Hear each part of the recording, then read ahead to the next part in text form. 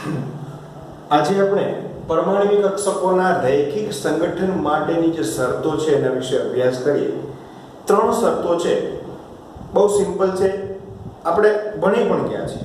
કે પહેલી શરત કે સંયોજાતી પરમાણ્વિક કક્ષકોની સરખી અથવા તો લગભગ સરખી ઉર્જા હોવી જોઈએ. ઇટ મીન્સ કે 1s કક્ષક અને બીજી 1s કક્ષક સાથે એનું સંગઠન યોગ્ય રીતે થઈ શકે, પણ 1s કક્ષકનું સંગઠન 3s કે 2s કે એનાથી ઊંચી ઉર્જાવાળી કક્ષકો વચ્ચે યોગ્ય રીતે થઈ શકે નહીં.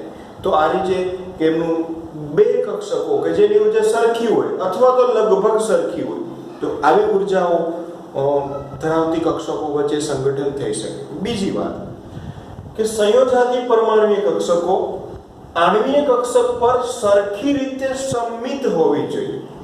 કહેવાનો મતલબ કે એક X કક્ષક છે તો બીજી X કક્ષક સાથે સંમિશ્રણ થઈ શકે, એક Z કક્ષક હોય તો બીજી Z કક્ષક સાથે સંમિશ્રણ થઈ શકે, પણ એક 2p Z કક્ષક છે અને એક 2p X કક્ષક છે તો એમની વચ્ચે સંમિશ્રણ થઈ શકે નહીં.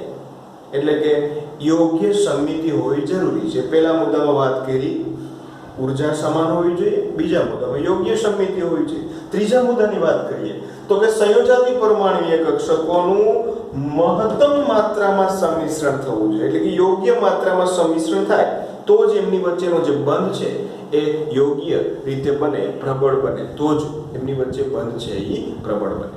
તો આ 3 શરતો હતી કે જેમના પરમાણ્વીય કક્ષકોનું સંગઠન થવા માટે ખૂબ જ જરૂરી છે. પહેલું વાત કરી કે ઉર્જા સમાન હોવી જોઈએ, સરખી હોવી જોઈએ. બીજી વાતમાં યોગ્ય સમિતિથી સંમિશ્રણ થવું જોઈએ અને ત્રીજી વાતમાં કહ્યું કે યોગ્ય માત્રામાં એટલે કે મહત્તમ માત્રામાં સંમિશ્રણ થવું જોઈએ. હવે આપણે આણ્વીય કક્ષકોના પ્રકાર વિશે જો ચર્ચા કરીએ તો 4 પ્રકારની આણ્વીય કક્ષકો આપણને જોવા મળે છે. આપણે આ ચેપ્ટરમાં આપણે ભણવાનું છે કે પેલી સિગ્મા, તો કે બંધકારક આણ્વીય કક્ષક. આના વિશે આપણે ચર્ચા કરી હતી કે છેડાથી સંમિશ્રણ થાય છે અને એ જે આણ્વીય કક્ષક બને એને આપણે સિગ્મા બંધકારક આણ્વીય કક્ષક કહે છે. સિગ્મા સ્ટાર બંધકારક આણ્વીય કક્ષક કે જે બંધ પ્રતિકારક આણ્વીય કક્ષક છે કે જેમાં ઇલેક્ટ્રોનની ઘનતા ઓછી હોય છે જે બંધનો પ્રતિકાર કરે છે. પાઈ બંધકારક આણ્વીય કક્ષક, 2 કક્ષકોનું બાજુથી સંમિશ્રણ થાય અને એમની વચ્ચે જે બંધ બને એમને બંધકારક આણ્વીય કક્ષક પાઈ તરીકે ઓળખવામાં આવે છે. પાઈ સ્ટાર બંધકારક આણ્વીય કક્ષક, આમાં પણ છેડાથી સંમિશ્રણ થાય પણ વચ્ચે કેન્દ્રો વચ્ચે 2 કક્ષકોના કેન્દ્રો વચ્ચે નોડલ સમતલ હોય માટે બંધનો પ્રતિકાર કરે છે, એટલે એને બંધ પ્રતિકારક આણ્વીય કક્ષક તરીકે ઓળખવામાં આવે છે. તો આવી રીતે આ 4 સિગ્મા, સિગ્મા સ્ટાર, પાઈ અને પાઈ સ્ટાર આણ્વીય કક્ષકો વિશે આપણે જોયું. એના વિશે જ આગળ આણ્વીય ઉર્જા સ્તર આલેખની અંદર પણ એની ચર્ચા કરવાની છે. હવે કે આણ્વીય કક્ષકોમાં ઉર્જા સ્તરનો ક્રમ હિલિયમ હાઇડ્રોજન થી લઈ H2 અણુથી લઈ અને N2 અણુ સુધીનો ક્રમ અને પછી આપણે જોશું O2 થી લઈ અને NO2 અણુ સુધીનો ક્રમ જોશું. જેમ પરમાણ્વીય કક્ષકોમાં ઇલેક્ટ્રોન છે એ વાહબાવ વુન્ડ અને પાઉલીના નિયમના લીધે ભરાય છે, એ જ રીતે આણ્વીય કક્ષકોમાં પણ જે ઇલેક્ટ્રોન છે એ નીચી ઉર્જા શક્તિ સ્તર ભરાય પછી જ ઊંચામાં જશે, પછી જેના પછીની ઉર્જા કક્ષકમાં જશે. તો એનો જે ક્રમ છે એ કે સૌથી પહેલા સિગ્મા 1s ભરાય, એ ભરાઈ ગયા પછી ઇલેક્ટ્રોન સિગ્મા સ્ટાર 1s ની અંદર જશે. સિગ્મા 1s ની કેપેસિટી 2 ઇલેક્ટ્રોનની, એ જ રીતે સિગ્મા સ્ટાર 1s ની કેપેસિટી પણ 2 ઇલેક્ટ્રોનની, એ તો આપણે આગળ ભણ્યા હતા એ જ મુજબ. પછી સિગ્મા 2s ભરાશે, એના પછી સિગ્મા સ્ટાર 2s ભરાશે. N2 સુધી પાઈ 2px અને પાઈ 2py ભરાશે. આ બંનેની ઉર્જા સમાન છે એટલે કે 2 ઇલેક્ટ્રોન હોય તો 2 માં 1 ભરાય, 4 ઇલેક્ટ્રોન હોય તો 2 માં 2 ભરાય. એના પછી સિગ્મા 2pz ભરાશે, પછી પાઈ સ્ટાર 2px અને પછી પાઈ સ્ટાર 2py ભરાશે. એના પછી સિગ્મા સ્ટાર 2pz કક્ષકમાં ઇલેક્ટ્રોન છે એ ભરાશે. પણ આ ક્યાં સુધી છે? N2 સુધી. એટલે કે જ્યાં સુધી p કક્ષકમાં અયુગ્મિત ઇલેક્ટ્રોન છે ત્યાં સુધી, ત્રણેય અયુગ્મિત ઇલેક્ટ્રોન છે ત્યાં સુધી. જેવો p કક્ષકમાં યુગ્મિત ઇલેક્ટ્રોન થાય છે, જેમ કે O2 અણુની અંદર ઓક્સિજનમાં p કક્ષકમાં 4 ઇલેક્ટ્રોન હોય, તો ત્યારે ઊર્જા સ્તર આલેખમાં થોડોક ચેન્જીસ થાય છે. અહીંયા જોઉં છું π2px ને π2py પહેલા છે, પછી σ2pz છે. જ્યારે આની અંદર σ2pz પહેલા આવે છે, π2px અને π2py પછી આવે છે. જે ચોથો ઇલેક્ટ્રોન છે એ ઝડપથી σ2pz કક્ષકની અંદર જાય છે, નીચા ઊર્જા સ્તરની અંદર, અને π2px અને π2py ની ઊર્જા એના માટે ઊંચી હોય છે. તો O2 થી Ne2 ની અંદર અહીંયા σ2s સુધી સેમ રહેશે. પછીની વાત કરીએ તો σ2pz પહેલા આવશે અને પછી π2px અને π2py આવશે. છેલ્લો ભાગ પણ સેમ છે, π2px અને π2py ને σ2pz. તો આ આપણે એનો ઊર્જા સ્તરનો ચડતો ક્રમ જોયો, પહેલા N2 સુધી અને પછી O2 થી Ne2 સુધી. હવે આપણે વાત કરવાની છે એ આણ્વીય કક્ષકોના શક્તિ સ્તર આલેખની.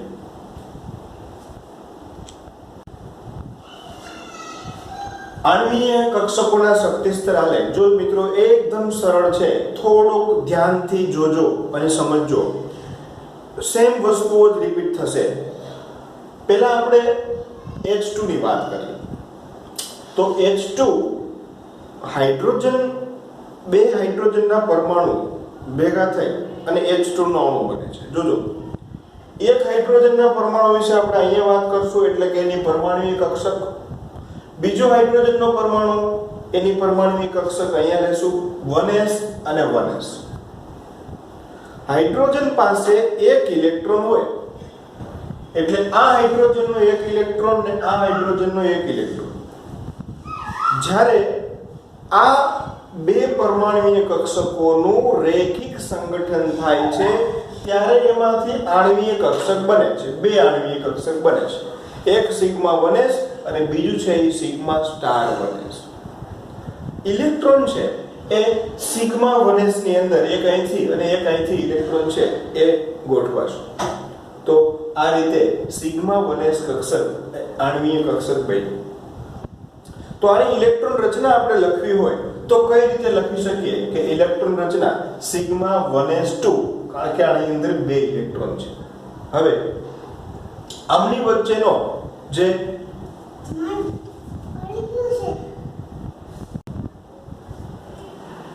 ઇલેક્ટ્રોન રચના જોઈએ આપણે σ1s2, કારણ કે બેમાં એક એક ઇલેક્ટ્રોન હતો, અહીં આણ્વીય કક્ષકમાં બે ઇલેક્ટ્રોન ભરણા.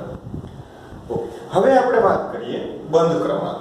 તો બંધ ક્રમાંક માટે સમજો મિત્રો કે Nb એટલે બંધકારક ઇલેક્ટ્રોનની સંખ્યા અને Nb એટલે બંધ પ્રતિકારક આણ્વીય કક્ષકમાં રહેલા ઇલેક્ટ્રોનની સંખ્યા.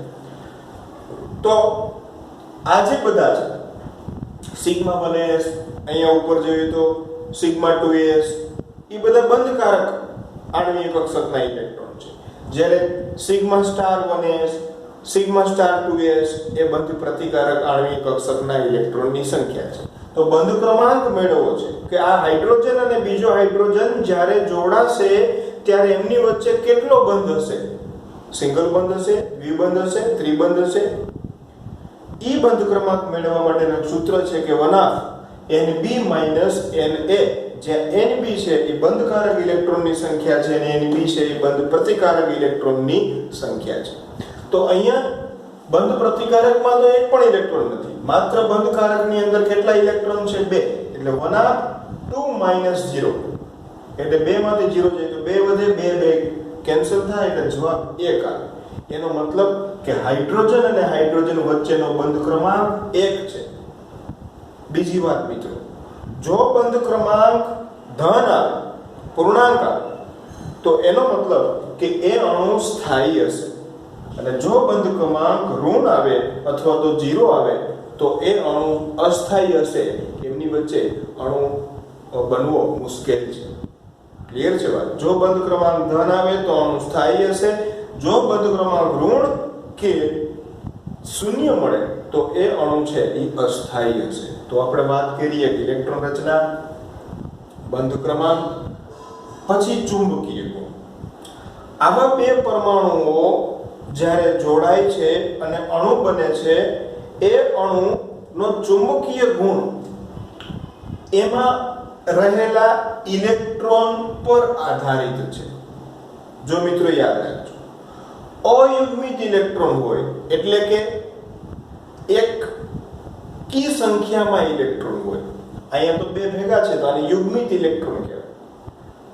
જો અયુગ્મિત ઇલેક્ટ્રોન હોય તો એનો ચુંબકીય ગુણધર્મ છે એ અનુચુંબકીય છે. અ યાદ રાખવાનું મિત્રો.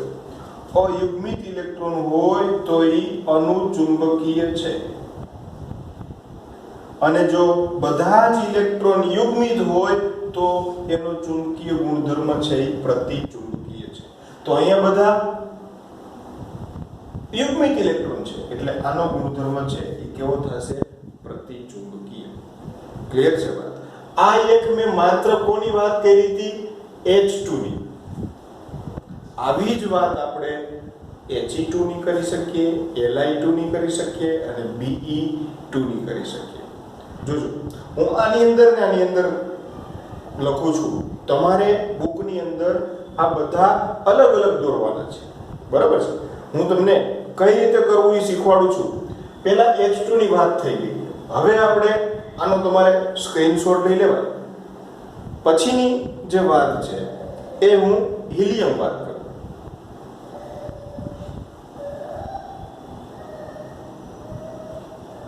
He2. ચાલો, ક્યાંથી શરૂઆત કરવાની? તો કે હિલિયમ પાસે કેટલા ઇલેક્ટ્રોન હોય? 2. કેમ ખબર પડે? તો કે 2 પરમાણુ ક્રમાંક છે એટલે એની પાસે 2 ઇલેક્ટ્રોન હોવા જોઈએ.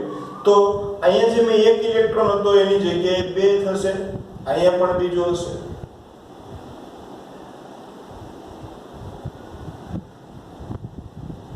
ઓકે, 2 માંથી 1 ઇલેક્ટ્રોન અહીંયા આવ્યા, અહીંથી 1 ઇલેક્ટ્રોન અહીંયા આવ્યો. હજી 2 ઇલેક્ટ્રોન છે તો એ બીજા 2 ઇલેક્ટ્રોન ક્યાં ભરાશે? તો કે એ બંને ઇલેક્ટ્રોન સિગ્મા સ્ટાર 1s ની અંદર જશે. ક્યાં જશે? સિગ્મા સ્ટાર 1s ની અંદર. તો 2 ને 2 4, અહીંયા પણ 2 ને 2 4. આ બે કક્ષકો, આની પણ 2 કક્ષકો થઈ ગઈ. તો ચિતારનું કામ પૂરું થયું. હવે ક્યાં જશું? ઇલેક્ટ્રોન રચના.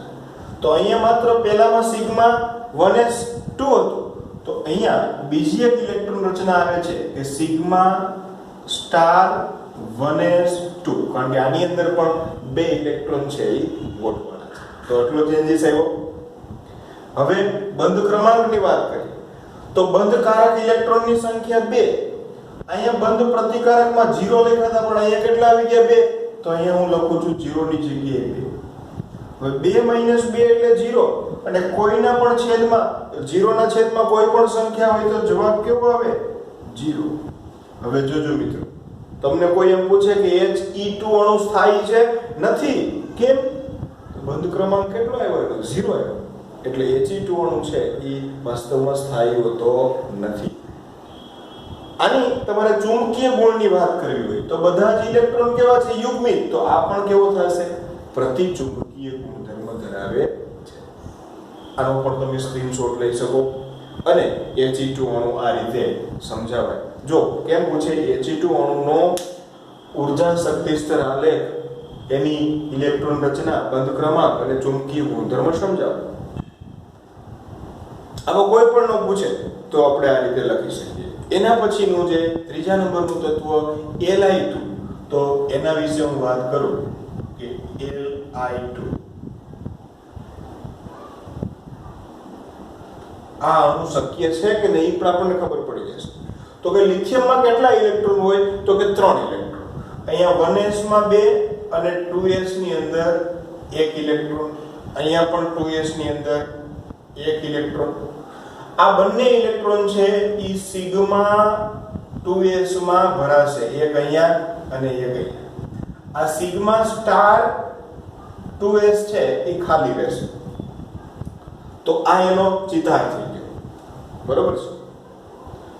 હવે એની ઇલેક્ટ્રોન રચનાની વાત કરીએ તો આ બે તો ઓલરેડી ભરાયેલી જ હોય. એમાં પણ બીજી નવી કઈ ભરાણી? તો કે સિગ્મા 2s2. બરોબર છે? હવે એના વિશે આપણે બંધ ક્રમાંક જોઈએ. તો NB કેટલા છે તો કે 2 અને 2 4 તો અહીંયા 2 હતા અહીંયા કેટલા લખવા પડશે 4 NA એટલે બંધ પ્રતિકારક સ્ટાર વાળા કેટલા છે તો કે 2 તો અહીંયા મેં 2 લખ્યા 4 માંથી 2 જાય તો 2 વધે 2 ભાગ્યા 2 એટલે 1 તો એનો મતલબ કે આમની વચ્ચે બંધ શક્ય છે લિથિયમ અણુ Li વચ્ચે એક બંધ ક્રમાંક હોય છે અને અણુ સ્થાયી છે હવેની વાત કરીએ એનો ચુંબકીય ગુણ તો આમાં પણ બધા જ ઇલેક્ટ્રોન કેવા છે યુગ્મિત છે અને માટે એ પણ કેવું થશે પ્રતિચુંબકીય ગુણધર્મ ધરાવે છે આનો પણ તમે સ્ક્રીનશોટ લઈ શકો હવે આપણે વાત કરશું Be2 આ Li2 ની વાત થઈ આ જ રીતે હું વાત કરું છું Be2 તો બેરિલિયમ ચોથા ક્રમનું છે એની પાસે 4 ઇલેક્ટ્રોન હોય 2 અને 2 4 એટલે હજી અહીંયા 2s માં પણ એક ઇલેક્ટ્રોન હશે અહીંયા પણ એક ઇલેક્ટ્રોન હશે 2s નો ઇલેક્ટ્રોન એક અહીંયા આવશે એક અહીંયા આવશે સિગ્મા 2s ભરાશે બીજા બે ઇલેક્ટ્રોન છે એ સિગ્મા સ્ટાર 2s ની અંદર ગોઠવાશે હવે તમે સમજી શકો અહીંયા શું ફેરફાર થશે જે સિગ્મા 2s2 હતું એની જગ્યાએ હજી એક શું આવશે સિગ્મા સ્ટાર 2s2 ઓકે અહીંયા શું ફેર આવશે NB તો કે 2 અને 2 4 બરોબર જ છે NA 2 અને 2 4 એટલે અહીંયા જે 2 હતા એની બદલે અહીંયા પણ કેટલા આવશે 4 આવશે હવે જો 4 4 એટલે 0 0 ના છેદમાં 2 તો જવાબ કેવો આવે 0 બંધ ક્રમાંક અને 0 બંધ ક્રમાંક હોય તો અણુ સ્થાયી હોય કે અસ્થાયી અણુ છે એ અસ્થાયી જોવા મળે કારણ કે બંધ ક્રમાંક 0 છે આનો ચુંબકીય ગુણ કેવો હશે તો કે બધા જ ઇલેક્ટ્રોન યુગ્મિત છે એટલે આ પણ કેવો છે પ્રતિચુંબકીય ગુણધર્મ ધરાવે છે તો આવી રીતે તમે હાઇડ્રોજન H2 થી લઈ અને Be2 સુધીના અણુઓના ચિતાર છે એ દોરી શકો હવે આપણે મૂવ કરીએ છીએ કે બોરોન B2 થી લઈ અને N2 સુધીના ચિતારની વાત કરીએ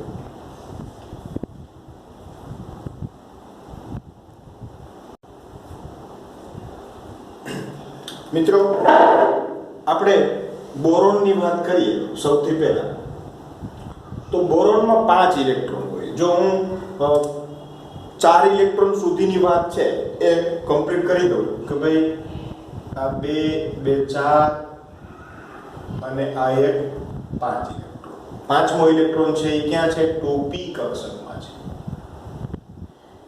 છે એ જ રીતે બીજા બોરોનની વાત કરીએ તો 2 2 4 અને આ 5 ઇલેક્ટ્રોન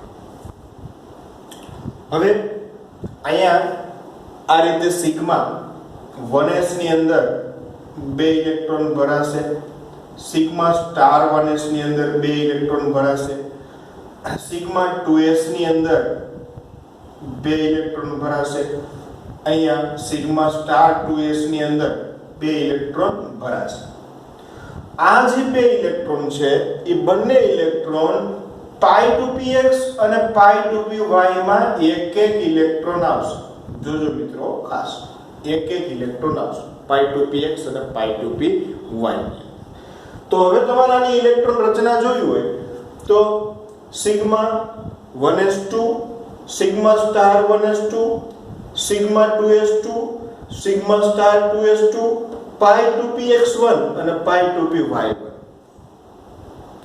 ઓકે આનો બંધ ક્રમાંક ગણવો છે તો 1/2 NB બંધકારક ઇલેક્ટ્રોન ગણીએ 2 2 4 અને આ 2 6 બંધકારક ઇલેક્ટ્રોનની સંખ્યા 6 થાય માઈનસ Na એટલે બંધ પ્રતિકારક 2 ને 2 4 6 માંથી 4 જાય તો 2 વધે 2 ભાગ્યા 2 એટલે 1 આ એનો શું થયો બંધ ક્રમાંક અણુ છે એ કેવો હશે સ્થાયી હશે શું કામે? તો કે ધન બંધ ક્રમાંક મળ્યો. હવે વાત કરીએ એના ચુંબકીય ગુણધર્મ.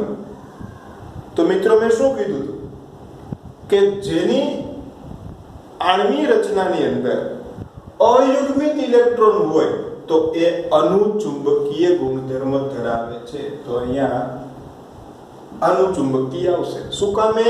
તો કે અહીંયા એક અને એક બંને અયુગ્મિત ઇલેક્ટ્રોન છે, માટે એ અનુચુંબકીય ગુણધર્મ છે એ ધરાવે છે. ઓકે, હવે બોરોન પછી જો આનો સ્ક્રીનશોટ લઈ લેજો મિત્રો. એના પછી બોરોન પછી આપણે વાત કરીએ કાર્બન C2 અણુની. તો અહીંયા હું લખું છું કાર્બન C2 અણુ. જો હવે મારે કાર્બનમાં 5 ની બદલે 6 ઇલેક્ટ્રોન હોય, જો કેટલો ફેર કરવો પડે? તો કે અહીંયા 2p કક્ષકમાં આ છઠ્ઠો ઇલેક્ટ્રોન, અહીંયા પણ 2p કક્ષકની અંદર છઠ્ઠો ઇલેક્ટ્રોન. એ બે ઇલેક્ટ્રોન ક્યાં આવશે? તો કે અહીંયા 2px માં યુગ્મીકરણ થશે અને અહીંયા પણ 2px માં યુગ્મીકરણ થશે. બરોબર છે. હવે ઇલેક્ટ્રોન રચનામાં જે અહીંયા 1 1 છે એની જગ્યાએ બંને જગ્યાએ શું આવી જશે? 2 2. બંને જગ્યાએ 2 2 ઇલેક્ટ્રોન આવશે. બંધ ક્રમાંકની વાત કરીએ તો અહીંયા જે 6 ઇલેક્ટ્રોન હતા એની બદલે 8 આવશે, કારણ 2 ને 2 4 ને 4 8 ઇલેક્ટ્રોન. તો 8 માંથી 4 જાય તો 4 વધે ને 4 ભાગ્યા 2 એટલે 2. એટલે કાર્બન અને કાર્બન વચ્ચેનો જે બંધ ક્રમાંક છે ને એ 2 છે. કેટલો છે? 2. અને અણુ છે એ સ્થાયી છે. હવે મિત્રો વાત કરીએ ચુંબકીય ગુણધર્મ. તો અહીંયા મને એક પણ અયુગ્મિત ઇલેક્ટ્રોન દેખાતો નથી. એનો મતલબ કે આ અણુ છે એ પ્રતિચુંબકીય હોવો જોઈએ. C2 અણુ છે એ કેવો હશે? પ્રતિચુંબકીય. કેવો હશે? પ્રતિચુંબકીય. તો આ વાત થઈ C2 અણુની, ચિતારની. હવે એના પછી N2 ની વાત કરીએ. આનો મિત્રો સ્ક્રીનશોટ લઈ લેજો.